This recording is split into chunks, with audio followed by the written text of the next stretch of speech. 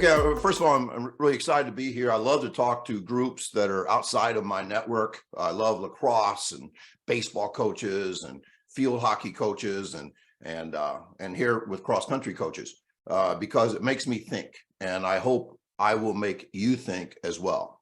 Okay, first of all, I am an outsider, and I think it's important to say that because I think that cross country and distance coaching is a kind of a closed loop, an echo chamber. People are really close to each other. Sometimes they don't like to be challenged. And I hope I challenge you today. I am a football coach. I was for 25 years, a basketball coach, a head basketball coach for 10. And I've been a sprint coach. And as an athlete, I was the same guy. I was a quarterback in football, a shooting guard in basketball, and then I ran sprints and relays in track. I ran in high school and college. And in 64 years, I have not had much of an association with cross country. Now, I've always had distance coaches. I've been a head track coach for a long, long time. And so I know distance coaches. But while I was coaching football, distance coaches were coaching cross country. So the things I say about cross country is kind of unique because I'm not one of you. One of the best cross country pictures ever taken, I took this at one of those 10 meets I've been to. But the observation from an outsider is that cross country is truly the world's greatest sport. Now, I know I'm kind of playing, preaching to the choir here because you guys all know it's a fantastic sport, but hopefully you appreciate an outsider's view of cross country. Cross country is free of the commercialization of youth athletics. No travel teams, no combines, no showcases, no damn 7-on-7 leagues, no personal trainers promising to get kids to the next level. Cross country never has to compete with AAU. Unlike the ball sports, parents have not invested tons of money into their distance running kids. Compare this to football, basketball, baseball, golf, soccer, tennis, volleyball, all of them. Chasing a mythological scholarship is a disease in America. Because parents have not invested time and money into the sport of cross country, they are usually hands-off and trusting of the coach. Talk to a football or basketball coach about parental interference, it's worse than it's ever been. Cross country kids seem to really buy in. Many cross country kids are rejects of the ball sport culture. Many are late bloomers. For some, freshman cross country is their first team experience, their first time with a smart, qualified coach. Cross country is the healthiest sport. In a world of obesity, cross country runners stay lean. The adaptations, red blood cell count, stroke volume of the heart, ratio of capillaries to muscle fibers, etc., are valued measures of a healthy body. In addition, the negatives of the ball sports, concussions, broken bones, and knee surgeries are fairly non-existent in cross country. Cross country kids get outdoors in all conditions. We as humans evolved outdoors. We are not designed to live in the absence of wind and rain. We grow soft at constant temperatures of 69 degrees. Indoor living is a curse of modern life. And, a book recommendation, read the book, Go Wild. Hell of a book. Compared to most other sports, internal conflicts are rare in cross country. Playing time is not an issue. Cross country kids are much more homogeneous than most other sports. Running is a lifelong sport, and most runners run and compete late into life. Compare that with football, where most guys play their final game in high school. I played my last game as a quarterback at age 16 after a catastrophic shoulder injury that eventually required surgery. I played basketball for the last time before I even turned 40. My last baseball game was at age 14. The only sport I have left at age 64 is running. And today I ran 2.5 miles, and my streak is at 336 days. Cross-country athletes have pride in doing things that most of their friends can't imagine doing. Every time my sprinters watch 40 guys leave our field house for an hour run in the wind and snow, I make sure they appreciate the toughest guys in our school. Cross-country coaches are friends with other cross-country coaches. Man, they're close. Football, however, is like war. Football coaches see each other as adversaries. Basketball, too. Every ball sport is a zero-sum game. What does that mean? It means one team's gains comes at the other team's expense. Very adversarial. No sport does team building like cross-country. The camping trips, the mountains, the pasta dinners, team retreats, cookouts, testimonials, guest speakers. Nobody does it like cross-country. And to cap it, my good friend, John O'Malley, and you know, if I piss you off in the next 5 minutes, remember, a couple of my best friends are distance coaches. John O'Malley, my own distance coach, Andy Dirks, are two of the closest friends I've ever had in my life. John O'Malley says, running makes you a better person. Running grows intelligence, enhances brain connectivity, fights aging by lengthening telomeres and preventing dementia, improves sleep, improves mood, raises academic performance, develops executive functioning like planning, decision-making, problem-solving, and emotional regulation. And when he wrote this to me, I wrote back, I said, anything else? He said, cross-country can be a cure for adolescence. I love that. Okay, I'm sure you're kind of tired of me reading to you now. Now I'm going to piss you off. I hope that I can challenge you without you turning me off. I think it's so important in this world to listen to criticism, to constructive criticism. I'm going to talk about the dark side of cross-country now.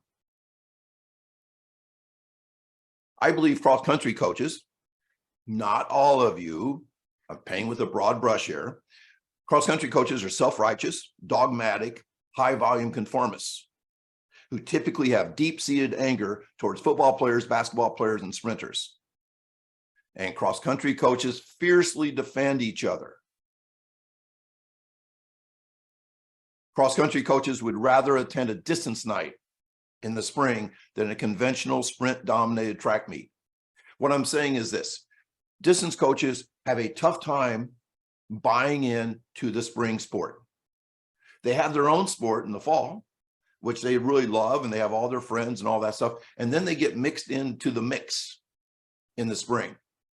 And I've never seen distance coaches more excited than when they get to take a handful of their distance kids to a distance-only night under the lights. Cross-country coaches have a psychotic obsession with logging miles.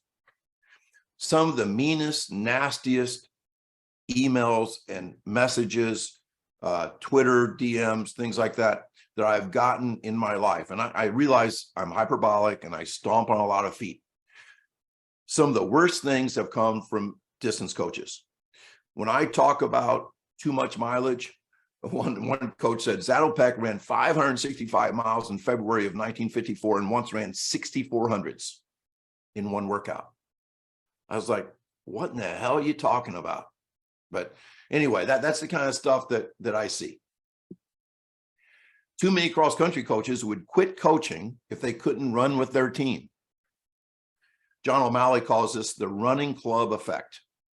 Basically, if you just go out and run about 5 miles with your cross-country team every day, they'll all get reasonably better. They will all improve. And you think you're doing a hell of a job and you're staying in shape and preparing for some damn marathon as you're doing it. I believe cross-country coaches should stop training with their team and start coaching their team. Too many cross-country coaches see cross-country as a 12-month sport. Now, they'll never admit it. No, they'll never admit it. They'll pretend to buy into track, but too many, I'm not talking about all of you, but too many continue to log miles during the track season.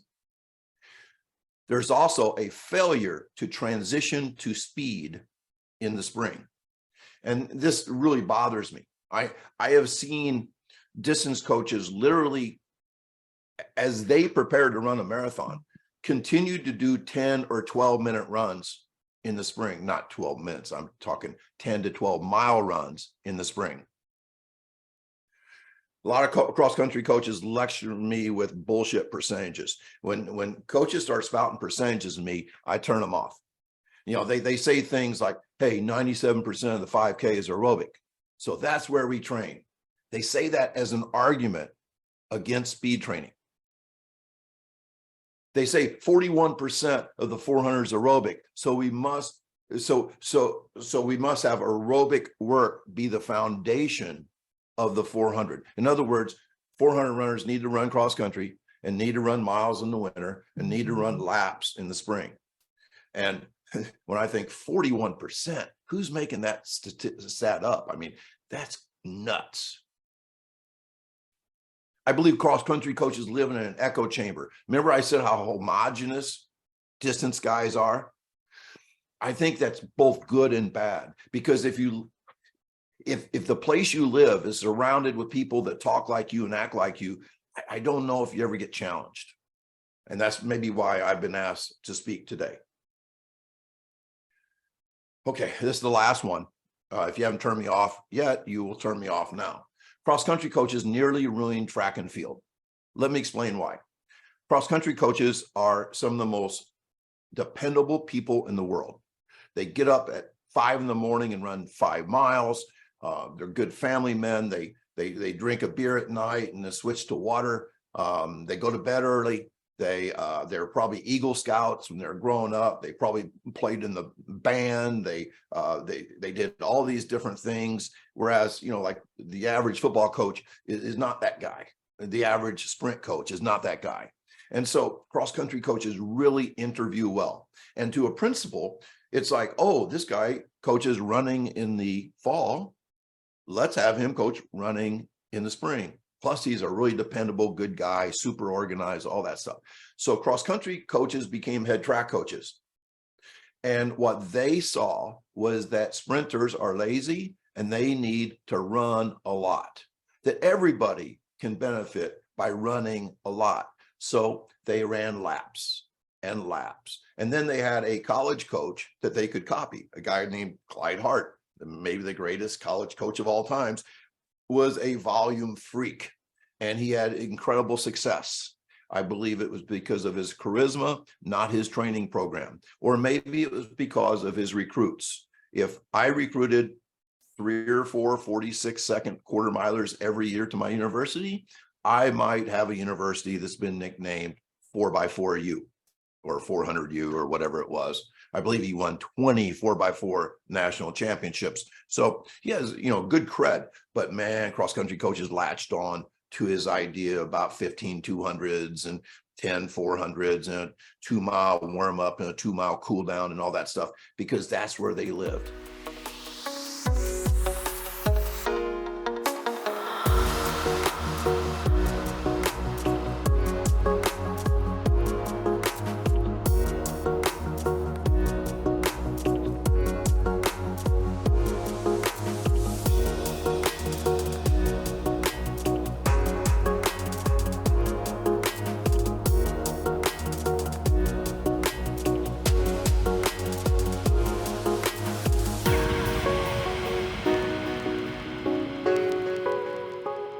I played that without talking because I think it's important that we have well thought out pillars of what we believe. And when I'm thinking, well, maybe I have nothing to teach cross-country coaches, I look at these pillars and I'm like, which one of these 10 things do you disagree with? Do you disagree with you want your runners to be 100% healthy and 80% in shape, not the other way around? Do you disagree with that? Do you disagree with rest, recovery, and sleep? I'm wearing a shirt right now that says rest, recovery, and sleep.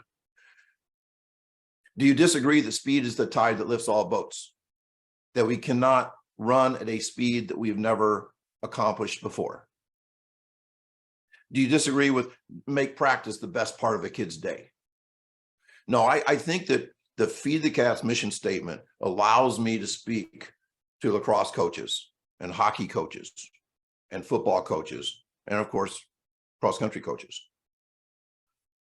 When you find yourself on the side of the majority, it's time to pause and reflect. Maybe my favorite quote of all times. And I think that going back, distance coaches are such a tight group. They've lived the running culture. They've lived the lifestyle. They are runners themselves. Their friends are runners. And because they're in this echo chamber, I don't think they ever pause and reflect. Now, all of you are listening to this crazy guy talk to you right now. So obviously you are pausing and reflecting, which I think is really good. A couple of my revolutionary things is I believe that winning is more important than hard work. For years, sports in America has been about the church of hard work, that winning was almost a byproduct. Matter of fact, I think coaches probably said that winning is a byproduct of hard work. Bullshit. Winning is intentional.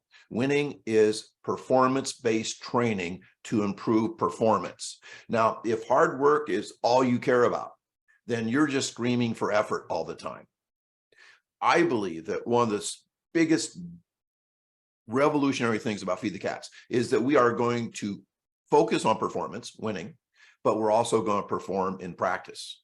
A lot of distance coaches believe you should never perform in practice, that you should just run.